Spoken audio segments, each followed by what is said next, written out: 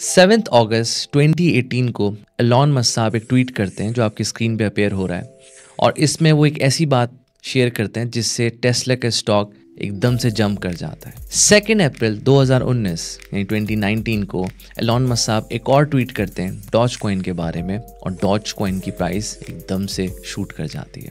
इसी तरह 11 सितंबर 2025 यानी बिल्कुल रिसेंटली शॉपिफाई को चीफ ऑपरेटिंग ऑफिसर ज्वाइन करते हैं एक न्यू स्टार्टअप ओपन डोर को एज अ सीईओ और ओपन डोर की प्राइस $4 बढ़ जाती है, यानी $6 से $10 हो जाती है। ये सारी डेट्स मैंने इसलिए आपसे शेयर की और स्क्रीन पे आपको एविडेंस के तौर पे शेयर भी की इन्फॉर्मेशन ताकि आप ये सब वेरीफाई कर सकें। लेकिन ये सब क्या था? ये सब था पर्सनल ब्रांड का पावर। अगर आप भी ये पर्सनल ब्रांड की पावर डेवलप करना चाहते हैं तो ये सेशन आपके लिए है। पर्सनल ब्रांड क्या है?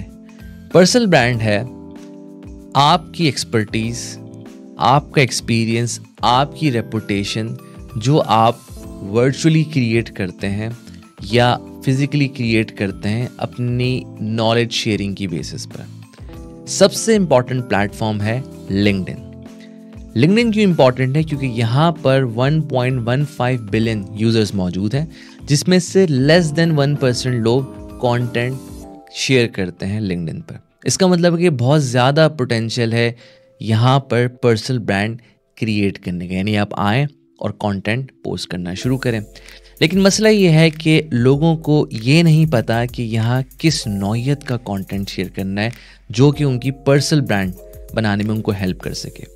याद रहे, लिंक्डइन, फेसबुक, इंस्टाग्राम या टिकटॉक नहीं है। या आपने सोच समझ के कंटेंट पोस्ट करना है। चॉइस ऑफ वर्ड्स बहुत इंपॉर्टेंट है और नेचर ऑफ कंटेंट भी बहुत इंपॉर्टेंट है क्योंकि लोगों को उसमें वैल्यू दिखना चाहिए, यानी इन्फॉर्मेटिव होना चाहिए और आपकी नीश के अकॉर्डिंग होना चाहिए।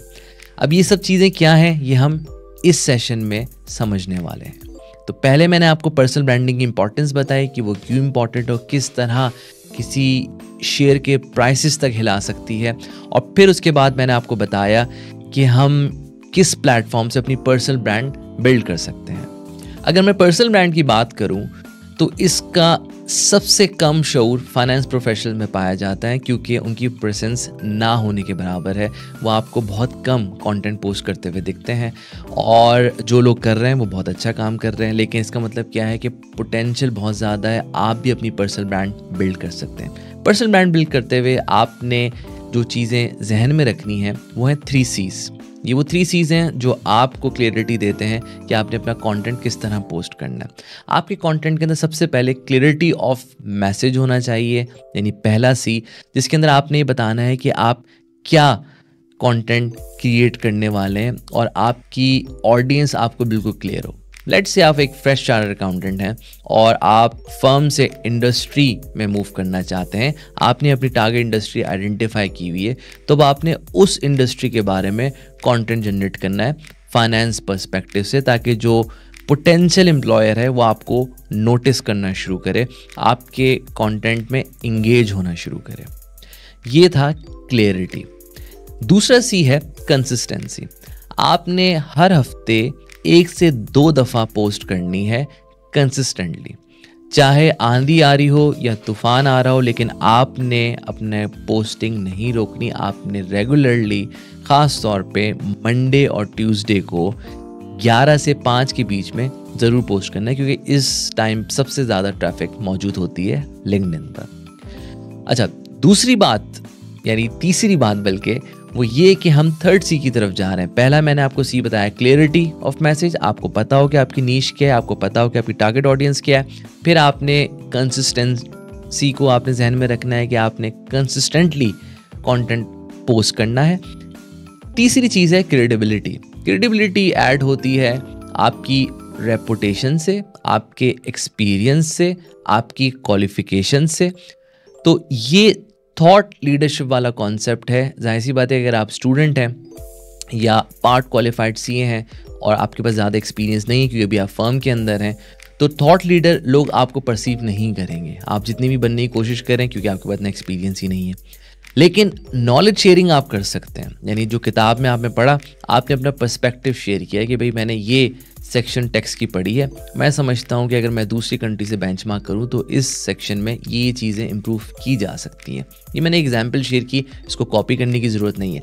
आपने ऑथेंटिसिटी के साथ अपने कंटेंट पे फोकस करना है इन थ्रीज के साथ: क्लैरिटी, कंसिस्टेंसी एंड क्रेडिबिलिटी। अब आपसे बात हो रही है कि ऑथेंटिसिटी को आपने ओवररेट नहीं करना। लोग अक्सर गलती क्या करते हैं कि ऑथेंटिसिटी का मतलब ये समझते हैं कि हमने ऑथेंटिक रहना है, जैसे हम ज़िंदगी में हैं। अगर हम ज़िंदगी में एक बदतमीज़ हैं तो हमने ऑनलाइन भी बदतमीज़ी करनी नहीं। ऑथेंटिसिटी का मतलब क्या है कि अपनी प्रोफेशनल बाउंड्रीज़ को आपने डिफाइन करना है कि प्रोफेशनल बाउंड्रीज़ में रहते हुए आपने क्या बात करनी है। जहन में रहे कि ये बातें एनोनिमसली नहीं हो रही, बल्कि आपकी ब्रांड के साथ हो रही हैं, आपकी पर्सनल ब्रांड के साथ हो रही हैं, और ब्रांड वैल्यू को आपने ताहयात कैरी करके चलना है, क्योंकि एक सेंसिटिव मैटर है। क्योंकि एक दफ़ा खुदा ना खास्ता अगर आपकी ब्रांड इम्पैक्ट हो गई तो सारी ज़िंदगी आप पे एक छाप लग जाती है। पिछले दिनों या कुछ अरसे पहले कह सकते हैं कि ब्रांड को इस तरह देखा जाता था कि लोग कॉर्पोरेट ब्रांड को समझते थे। जैसे कोका कोला, उसके फाउंडर को कोई नहीं जानता, कोका कोला को आज भी सब जानते हैं।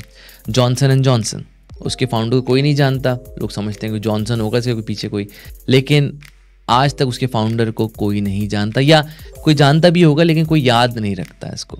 इसी तरह मैकडॉनल्ड्स के पीछे जिन दो भाइयों की कहानी थी, वो अगर मूवी ना बनती तो हमें उसके बारे में पता नहीं चलता। तो इससे साबित होता है कि कॉर्पोरेट ब्रांड्स पहले होती थी, अब कॉर्पोरेट ब्रांड्स के साथ साथ पर्सनल ब्रांड भी होती हैं, और वो इतनी इंपॉर्टेंट होती हैं कि वो कॉर्पोरेट ब्रांड की वैल्यू तक हिला सकती हैं। और वो कहानी मैं आपसे पहले शेयर कर चुका हूँ, एलॉन मस्क और ओपन डोर के नए सीईओ की कहानी शेयर करके। अपनी पर्सनल ब्रांड बनाने से पहले आपको 4 बातों को जहन में रखना है कि who you are, what you do, what's your value proposition and what problem you solve. अगर आपको ये 4 बातें क्लियर नहीं हैं, यानी आप कौन हैं, आप क्या करते हैं, ये बातें तो अक्सर लोगों को पता होती हैं, लेकिन आप क्या वैल्यू ऑफर कर रहे हैं, यानी आप क्या डिफरेंट कर रहे हैं, और आप किस मर्ज की दवा हैं, तो इसके बगैर आप अपना कंटेंट यूनिक नहीं बना सकते। ये बहुत इंपॉर्टेंट है, ख़ासतौर पे लास्ट पॉइंट और थर्ड पॉइंट, क्योंकि यूनिक वैल्यू प्रोपोजिशन बताती है कि वाई यू, और ये एक FAQ है इंटरव्यूज़ में भी, कि आपसे पूछा जाता है कि हम आपको क्यों हायर करें। तो वो सुनना चाहते हैं कि ऐसी क्या यूनिक वैल्यू प्रोपोजिशन आप ऑफ़र कर रहे हैं, या क्या यूनिकनेस है आपकी प्रोफाइल के अंदर, हम आपको प्रेफर करें। हालांकि 10 और कैंडिडेट हमने इंटरव्यू किए हैं।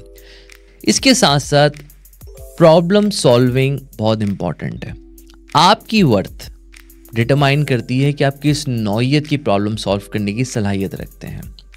जैसे अगर आप किसी फार्मास्यूटिकल या फार्मेसी में जाएं तो वहाँ पर पैरासीटामोल भी मिलती है जो गालिबन 5 रुपए की मिल जाती है, लेकिन वहीं पर हो सकता है कैंसर क्योर की दवा भी रखी हो जो कि सबसे महंगी दवा है, हो सकता है वो 5 लाख की हो। तो ये 5 रुपए से 5 लाख का सफ़र आप तय कर सकते हैं अपनी वैल्यू बढ़ाने से, क्योंकि पैरासीटामोल जिस मर्ज को फिक्स कर रही है वो सर का दर्द है, सर का मामूली से दर्द, लेकिन जो कैंसर क्योर है वो लाइफ सेविंग ड्रग के तौर पर ट्रीट हो रही है। इसी वजह से इनकी वैल्यू में फ़र्क है। हालांकि क्वांटिटी सेम है, साइज़ सेम है, वही छोटा सा साइज़ 10 गोलियां जिसमें होती हैं, कोई फ़र्क नहीं है बज़ाहिर, लेकिन फ़र्क क्या है कि वो किस मर्ज की दवा है वो। तो मर्ज डिटरमाइन करता है आपकी वैल्यू को। जितने बड़े मर्ज की आप दवा बनेंगे उतनी आपकी वैल्यू बढ़ेगी। तो इसका मतलब क्या है कि जब हम कंटेंट क्रिएट करने जा रहे हैं तो हमने अपने कंटेंट में क्लैरिटी, कंसिस्टेंसी और क्रेडिबिलिटी के साथ साथ अपनी वैल्यू प्रोपोजिशन और जो प्रॉब्लम या पेन पॉइंट हम रिजॉल्व करना चाहते हैं उसको ज़रूर जहन में रखना है, और वो नीश ज़रूर डिफाइन करनी है। आसानी आज के दौर में ये हो गई है कि ओपन AI या को पायलट की शक्ल में जनरेटिव AI असिस्टेंट हमें अवेलेबल हैं, जिनको यूज़ करके या इस्तेमाल करते हुए हम कंटेंट जनरेट कर सकते हैं। अब लोग गलती क्या कर रहे हैं कि उनको प्रॉम्प्ट राइटिंग नहीं आती, या सही तरह क्वालिटी कंटेंट जनरेट करवाना नहीं आता, या वो as it is copy paste कर देते हैं, और जो भी आउटपुट आता है इन प्लेटफॉर्म से वो जब लिंक्डइन पे जाता है, जो कि फ्रिक्वेंट यूज़र है जनरेटिव AI का, वो पहचान लेता है कि तो जनरेटिव AI यूज़ किया गया है और उसमें ऑथेंटिसिटी मिसिंग है। अब हम ऑथेंटिसिटी कैसे ऐड करें AI यूज़ करते हुए, इसका सॉल्यूशन Benefit.com की शक्ल में हमें अवेलेबल है। और ये AI असिस्टेंट ना सिर्फ अफोर्डेबल है बल्कि आपके लिए यानी ARTT के स्टूडेंट के लिए मज़ीद अफोर्डेबल बना दिया गया है डिस्काउंट कोड ऑफर करके, सिर्फ ARTT के स्टूडेंट्स या अलमनाई के लिए। और ये फाइनेंस प्रोफेशनल्स जो भी ये कोड इस्तेमाल करेंगे तो इंशाल्लाह इससे उनको ऑथेंटिक कंटेंट मिलेगा, क्योंकि जो प्रॉम्प्ट राइटिंग के चैलेंजेस थे ये AI एजेंट आपकी वो चैलेंज फिक्स करता है और आपका लिंक्डइन मैनेज करने लगता है ऑथेंटिसिटी के साथ। तो अगर आप भी अपनी नीश में थॉट लीडर बनना चाहते हैं तो Benefit.com is the solution for you. इसके अलावा भी अगर पर्सनल ब्रांड के हवाले से कोई भी सवाल आप पूछना चाहें तो आप मुझे रीच आउट कर सकते हैं। मैं हूं नबील शेख, आपका अपना चार्टर्ड अकाउंटेंट। Thank you.